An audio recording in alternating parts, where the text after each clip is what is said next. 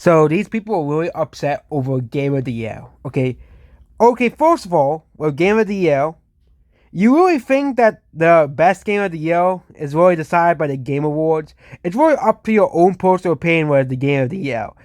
I just don't understand why these people really take stuff like Game Awards and Oscars so seriously. Like, yeah, it is cool to see what they think is the best game or movie of the year or what the best song of the year, but with Nintendo, like Nintendo does not need to win a million awards for us to validate their games. Okay.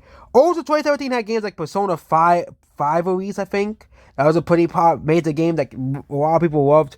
There were a lot of big games in 2017. I don't know what you're talking about. Okay, you know. No, the single game of the year since 2017 was a dude give it been a weaker year. What went wrong, Nintendo, for real? Okay, Nintendo actually won a couple Game of the Year awards. I think Mario Galaxy won an award.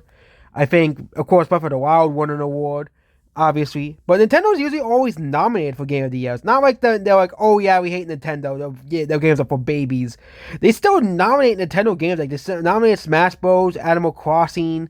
You know, the gaming industry is more than just Nintendo. Like there's tons of games that come out every year that get very rave reviews. For example, several games are already considered Game of the Year contenders, and it's not even Zoom.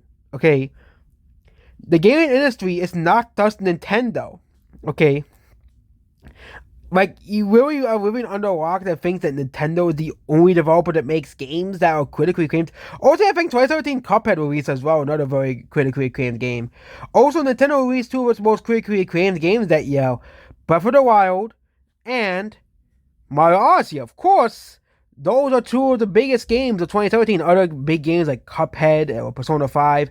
I'm not thinking of games that are like massively critically acclaimed. Like a lot of people, like no one said those games are bad, besides maybe a few troll channels or so. But yeah, same thing with the movie industry. 2013 was seen as like a weaker year for movies. Like The Last Jedi released that year, of course. But Game of the Year, there are tons of games that release every year. Okay, I think the only game that really didn't deserve Game of the Year is still The Last of Us Part 2. Yeah. Go ahead and cry, Last of Us fanboys, but that's the truth. Goodbye.